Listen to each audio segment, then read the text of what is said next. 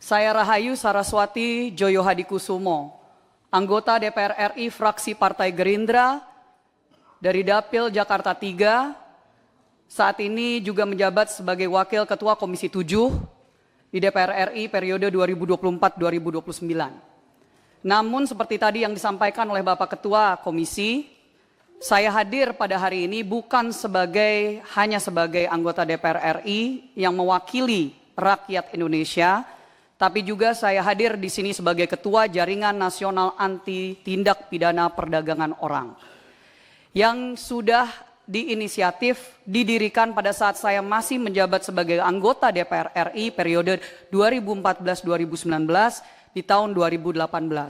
Sekarang kami sudah memiliki 30 anggota organisasi, NGOs, civil societies, dan juga individu-individu yang fokus untuk melawan perdagangan orang yang menjadi permasalahan besar di Indonesia.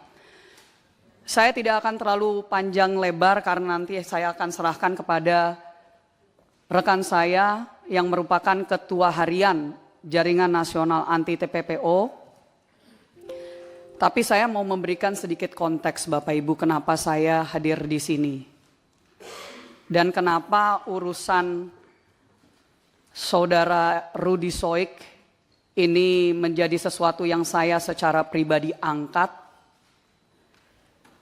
Karena penting untuk konteks ini. Yang pertama, saya mohon izin juga kepada yang saya hormati tentunya jajaran dari Polda NTT. Izin Pak Kapolda dan Bapak-Bapak sekalian, mungkin Bapak tidak begitu mengenal. Tadi saya mendengar di awal Bapak tidak begitu mengenal Saudara Ibda Rudy Soik. Saya sudah mengenal beliau bertahun-tahun. Awal mulanya saya ini sebenarnya sebagai aktivis anti perdagangan orang sebelum saya menjadi anggota DPR. Karena saya mendirikan Yayasan Parinama Asta dari tahun 2012.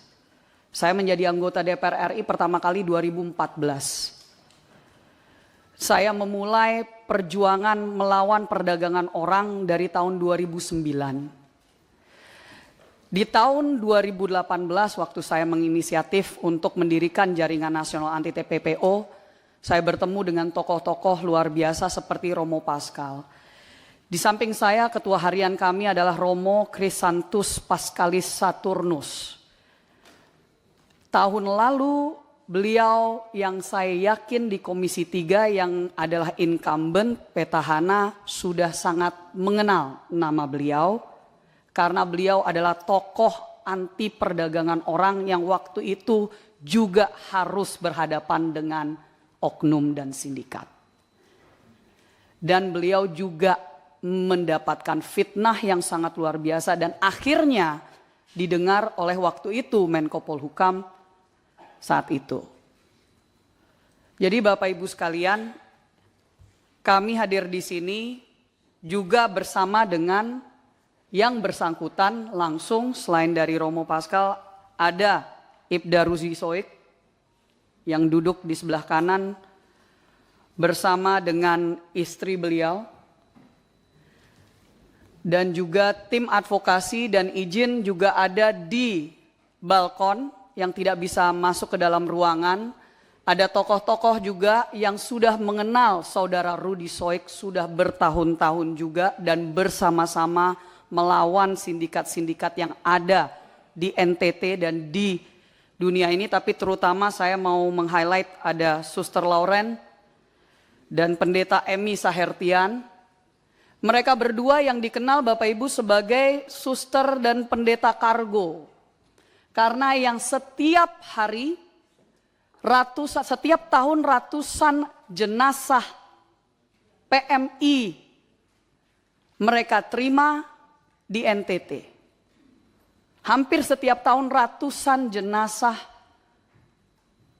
warga negara Indonesia, warga NTT mereka terima.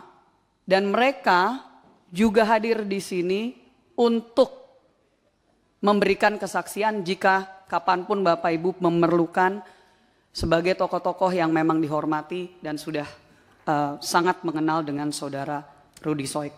Izin pimpinan sedikit background karena awalnya jujur saya tidak mau mengangkat ini ke publik waktu masih persoalan demosi, dimutasi ke Papua dan seterusnya.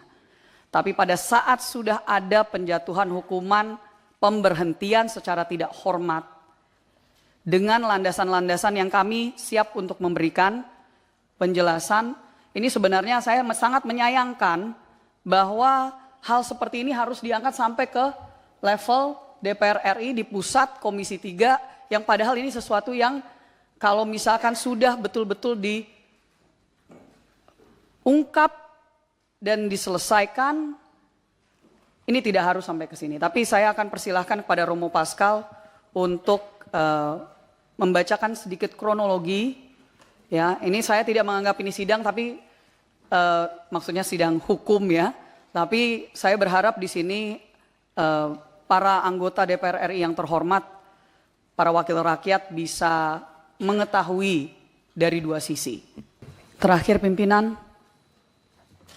saya menyayangkan sebagai anggota DPR RI bahwa membutuhkan untuk kita mengangkat satu kasus terhadap satu orang polisi yang kami kenal sudah sangat memperjuangkan nasib masyarakat kecil dan orang banyak, termasuk juga kasus-kasus perdagangan orang yang beliau ikut untuk ungkap di NTT. Saya juga ingin meng-highlight bahwa di sini kami kembali lagi, mari kita fokus bahwa utamanya yang harus dikejar adalah mafia. Adalah mafia BBM, adalah mafia TPPO. Sangat disayangkan kalau misalkan ada polisi yang memang lurus, bersih, sampai sedemikian hanya untuk bisa melawan hal-hal tersebut. Saya terakhir juga, pimpinan mungkin ingat karena kami sudah seringkali membicarakan tentang kasus Wilfrieda Soik yang Presiden Prabowo Subianto waktu itu ikut menyelamatkan dari Malaysia. Kenapa Rudy Soik ini sangat peduli tentang persoalan seperti perdagangan orang, nama belakangnya sama, mereka masih saudara pimpinan. Jadi itulah kenapa kami akhirnya waktu dulu itu bisa bertemu, dan itu kenapa kami mengenal beliau baik dan mohon untuk ini bisa dikembalikan ke jalurnya, yaitu mari kita fokus untuk memberantas mafia BBM. Karena justru ini diangkat, saya mendapatkan laporan tadi pagi dari NTT, dari masyarakat di sana, rupanya sejak kasus ini diangkat tiba-tiba BBM-nya jadi lancar. Ya, jadi ini mohon izin laporan langsung dari masyarakat dan sekali lagi terima kasih atas waktunya pimpinan dan anggota sekalian. Wassalamualaikum warahmatullahi wabarakatuh. Download Tribun X sekarang, menghadirkan lokal menjadi Indonesia.